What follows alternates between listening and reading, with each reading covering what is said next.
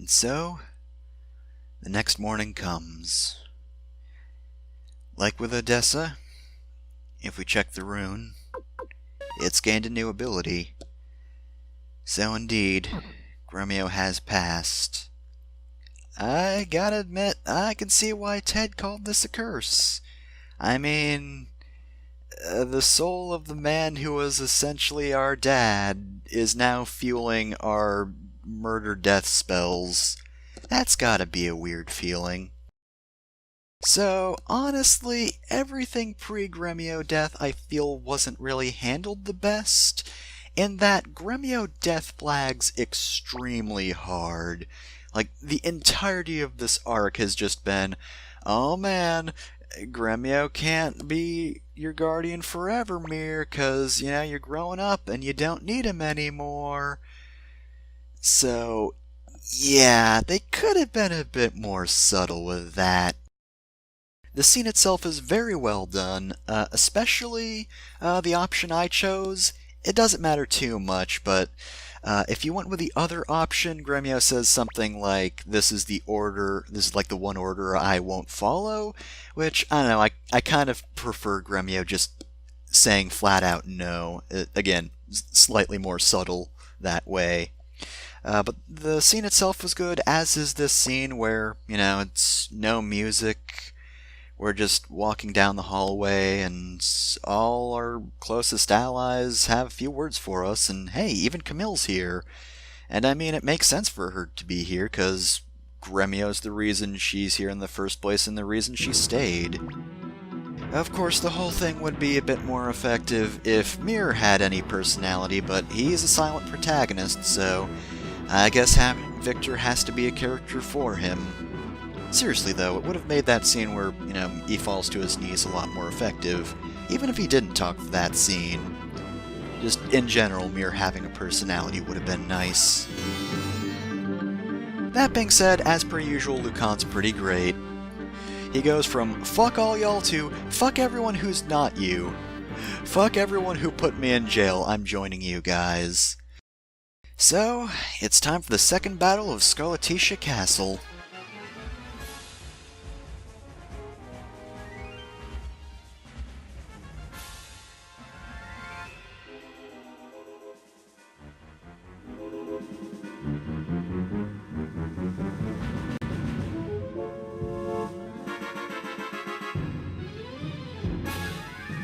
Well, that was anticlimactic. You think they would have gone for something more exciting, considering we're fighting the man who got Gremio killed. But no, you're wasting our time. Not this time. Okay, that's it. Maybe it's just a bad translation, but god damn it, Kryn! Hey, so, even though he doesn't have his one-hit kill, you don't get to hit me at all attack, Milik's actually kinda tough. So, Kryn not being able to read his first attack is really bad. So I just went for the previous strategy of charge up a charge attack, and hope they don't use magic, which they didn't. It's a good thing too, because Milik's attack is a magic attack, so if he had used that, I would have been super screwed, because that would have been a lot of damage against me and not against him.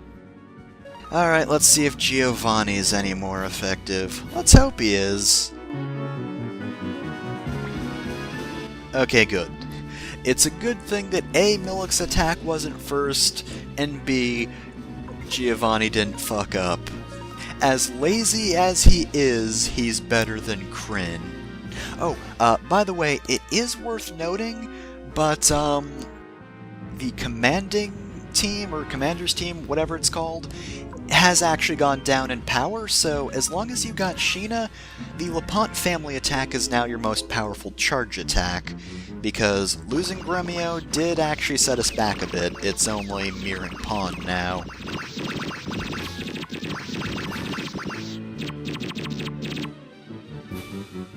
Alright, so now we've got the advantage, which is good, but we have kind of wasted all our other options, because unfortunately, despite 2 people being under merchants and 2 people being under strategists, you can only use those moves once. I think the other people there just make it more likely to succeed or whatever. Like, that charge went on for 2 turns because both Matthew and Apple were in a team, but I'm not entirely sure. Thieves are one of the few you can use more than once. Alright, so I just assumed at this point that, again, they would loop back in on a charge attack, and just like with Quanda Rosman, I was right.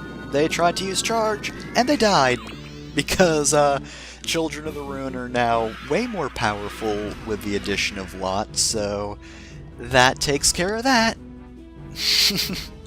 So yeah, Milik was definitely tougher than Quanda overall. Thanks, Lucan. He's part of Old Warriors, by the way, alongside Kai. Alright, so with that battle done, we're now free to raid the mansion, which is good because while Lucan did make us that potion, or that cure to the poison, we should still burn those flowers so that, we don't have to deal with them at any other points. And, so no one else gets poisoned, even if they're not in the Liberation Army. Anyway, of course, we are going to take along Pawn and Fusu Lu, but despite not being on the previous poll, I'm going to take Cleo along. I probably should have brought, I think Lorelei was one of the people who were 3rd, but, even if she wasn't on the poll, I figured this is a good battle for Cleo. She deserves to be here. That being said, you might notice something about the characters, and I'll give you a hint. It's not Cleo being 11 levels lower than Mir, because honestly, that's the only problem with her. I did make sure to beforehand upgrade her weapons and armor, so while she's behind in levels, she will catch up very quickly, and she has the equipment to match us. No, it's the fact that you don't get healed after the events in Sonier Prison, and, yeah, that meant I did kinda have to reload a save here. By the way, say Milk 2 is a victim to his portraits? I guess it's voice activated? So we get the window setting 1, and Magic Rune. Of course, Magic Rune is useful if you want to use it. The other window setting isn't going to be useful yet. Nightmares and Creepers are actually the only enemies in Scarlatisha, meaning this is actually a pretty easy area overall, because these aren't tough enemies. Though that being said, of course, I did show off Creepers because I hadn't really shown a proper battle with them, but also, Flick and Flusulu were both at like 100 health, so this attack, yeah, Flick can survive it now, but beforehand, it didn't go over too well. He did kind of die because he was low on health. That also means that you probably shouldn't be gung-ho about using up your spell slots in Sonier. I mean, again, there are no tough enemies in Scarlatisha Castle, so it doesn't matter too much that I used up all of Flick's Unite attack, or not Unite attacks, Area of Effect attacks or Party attacks or whatever. I mean, it would have helped, but it's not like a life or death thing. Oh yeah, and of course, in addition to missing Gremio from major battles, now that we don't have Gremio, Pawn's only option for, like, an attack from the back is the Boar Rune, so he doesn't have Talisman attack anymore, he just has Boar Rune, which does kinda suck, because Talisman attack was super useful. Here we have Ivanov. He wants to be free, but apparently not in the middle of the fight.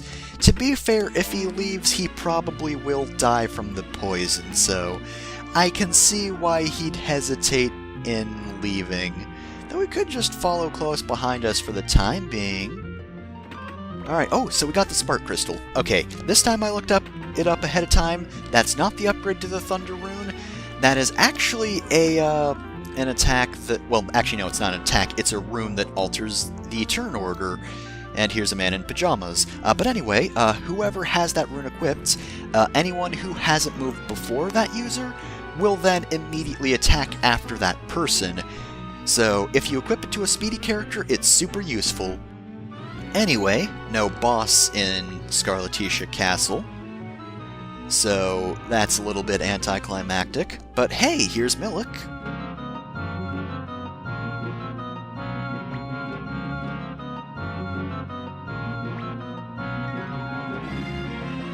But also, we don't get to duel him either.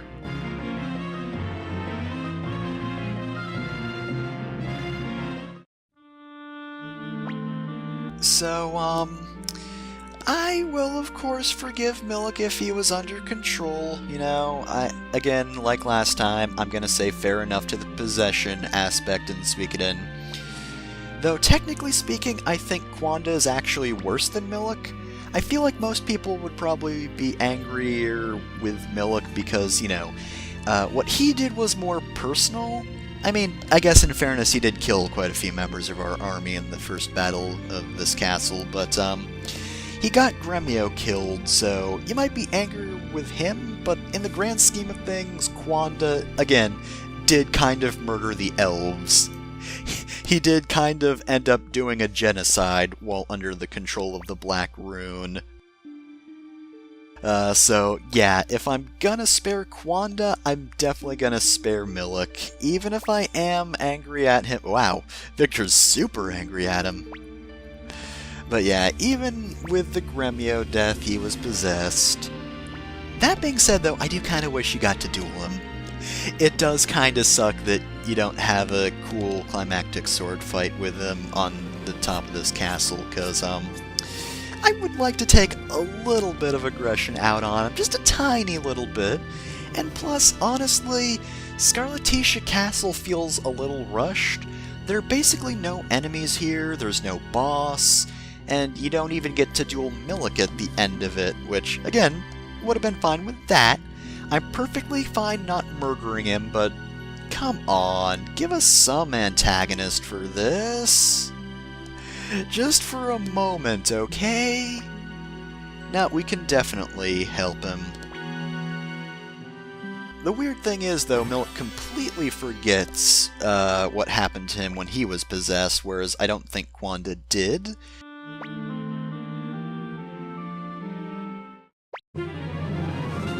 Oh dear.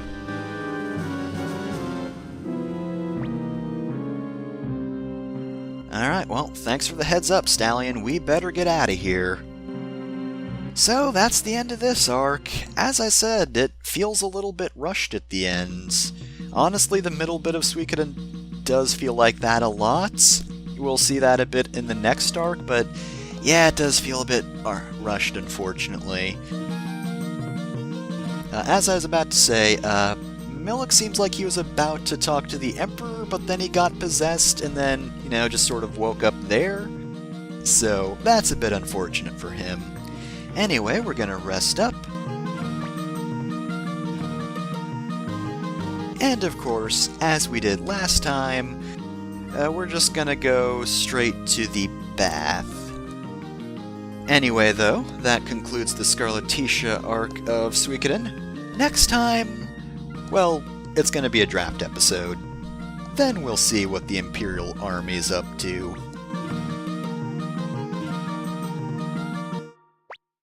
So first off, I love Fusulu's bath sprite. Second off, you can't place the nameless urn in here, which is unfortunate because it has no other use, so that sucks.